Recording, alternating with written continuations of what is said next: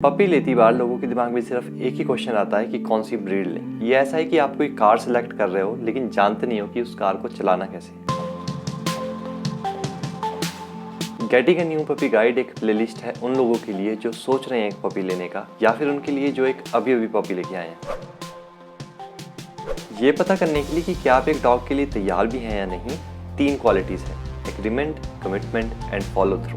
अब आप एक डॉग लेने जा रहे हो, उसका कोई ऐसा एग्रीमेंट तो नहीं है, लेकिन एग्रीमेंट से मेरा क्या मतलब है कि आप और आपकी पूरी की पूरी फैमिली एग्री कर जाएं डॉग लेने के लिए। कोई भी फैमिली में ऐसा पर्सन नहीं होना चाहिए जो डॉग को हेट करता है।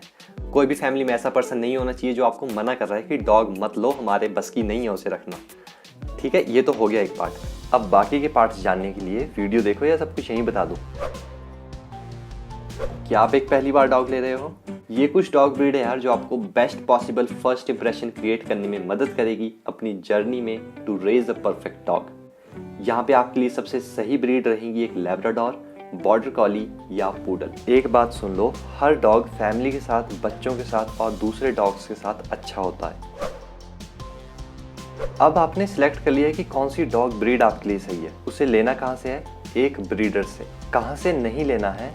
पेट शॉप्स और पपी मिल्स। जैसा कि नाम कहता है शॉप, ये एक दुकान है जहाँ पे प्रोडक्ट बन रहा है कहीं और बेचा जा रहा है एक पर्टिकुलर जगह, जिसे हम कहते हैं पेट शॉप। आपको बुरा तो नहीं लग रहा ना कि मैं एक लाइफ को एक प्रोडक्ट के साथ कंपेयर कर रहा हूँ?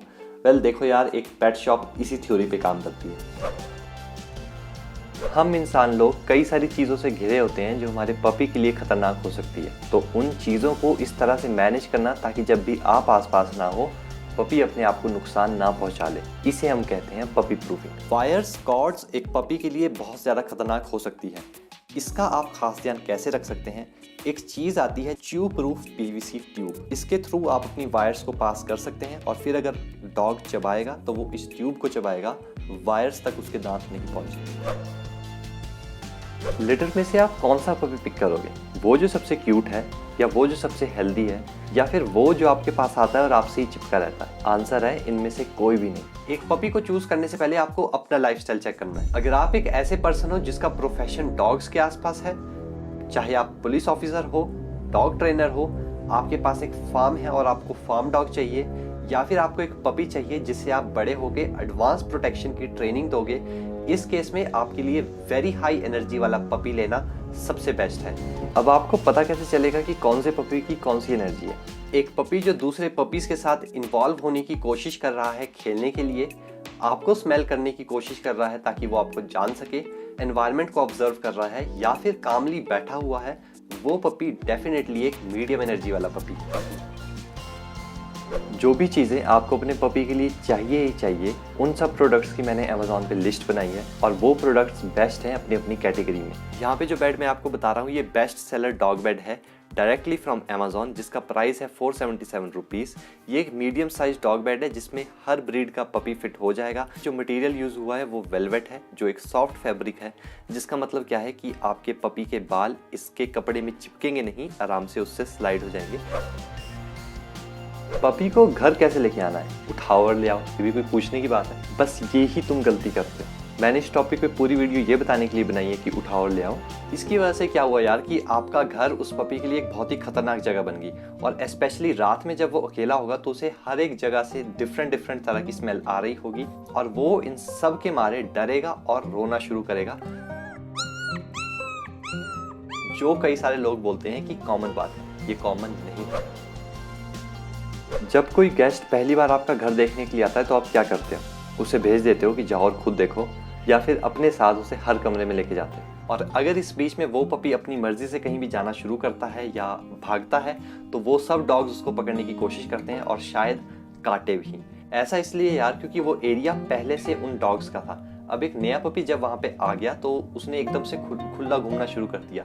ये बिहेवियर उन डॉग्स के लिए डिसरिस्पेक्ट है, वो ये नहीं समझते कि ये क्यूट है। अब फैमिली के साथ इंट्रोड्यूस करने का भी एक तरीका है। वो क्या करते हैं कि जैसे ही एक नया पपी उनके घर में आता है, वो भागते हैं उस पपी के लिए, उसे उठाते हैं, उसे किस करते हैं, उसके साथ खेलना शुरू करते हैं, उसको अपने ऊपर चढ़ा लेते हैं और इन वर्स्ट केस अपनी छाती पे रख लेते हैं। लेकिन क्या हो कि एक अननोन पर्सन उस दरवाजे से आए और आपकी छाती पे चढ़ जाए? वेल, ये शायद सेक्सुअल हैरासमेंट का या फिर चाइल्ड किडनैपिंग का केस होगा। मेरी बात मानो, एक पपी के नजरिए से ये भी ऐसा ही है। पपी को खाने के लिए देना क्या है? तो अगर आप अपने पपी को घर में बना हुआ खाना देना चाहते हैं तो सही तरीका उसको बनाने का है कि आपको 45% कार्बोहाइड्रेट्स लेने हैं, जैसे कि राइस या चपाती। 25% फैट होना चाहिए, जैसे कि चिकन फैट या एग योक। 30% उसमें प्रोटीन होना चाहिए, जो इंक्लूड करता है एग, फिश, चिकन, दही, पनीर या ऐसे कुछ मिल्क प्रोडक्ट्स, लेकिन मिल्क नहीं। इसके साथ साथ ये भी बताया कि कितना खाने को देना है अकॉर्डिंग टू एज, कितनी बार देना है, सप्लीमेंट्स क्या है और बेसिकली सब कुछ। अगर बात करें कि कौन सा डॉग फूड उसे देना है, तो रॉयल कैनिन मैं रेकमेंड करता हूं अगर आप लेना चाहते हैं तो। ये एक ऐसा ब्रांड है जो इंडिया में बहुत ज़्यादा पॉपुलर है और ये थोड़ा सस्ता है, जो पॉकेट फ्रेंडली भी है। इस वीडियो को बनाने का मेन पर्पस ये था कि आप अपने दिन को इस तरह से स्ट्रक्चर कर पाएं ताकि आपका पपी खुश रहे। इस बात का ध्यान रखें कि खेलती बार अगर पपी बहुत रफ खेलना शुरू कर देता है, ग्राउल कर रहा है, बार्क कर रहा है या आपको काटने की कोशिश कर रहा है, उस टाइम पे गेम बंद कर दीजिए।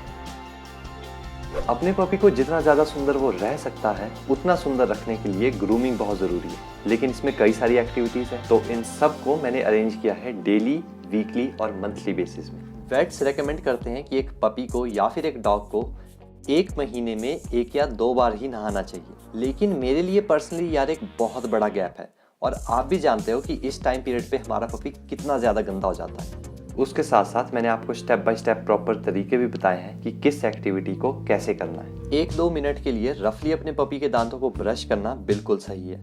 बहुत ज़्यादा डिटेल में घुसने की ज़रूरत नहीं है, क्योंकि जैसे मैंने पहले कहा कि डॉग्स को ब्रशिंग की ज़रूरत नहीं होती।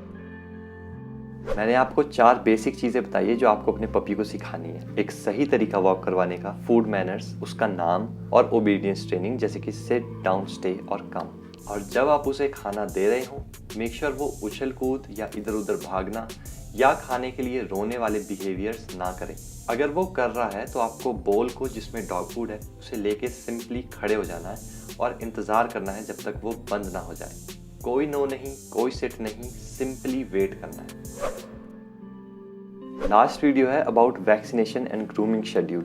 पपी को ये वायरस जरूरी नहीं है कि किसी इन्फेक्टेड डॉग से डायरेक्टली मिले, लेकिन अगर वो इन्फेक्टेड डॉग किसी जगह पे रहता है, वहाँ पे बैठता है, आप उसे छूते हो या फिर वो आपको छूता है, तो उसकी बॉडी से वायरस आपकी बॉडी पे आएगा या किसी और जगह पे जाएगा और वहाँ से फिर आपके पपी पे जा सकता है।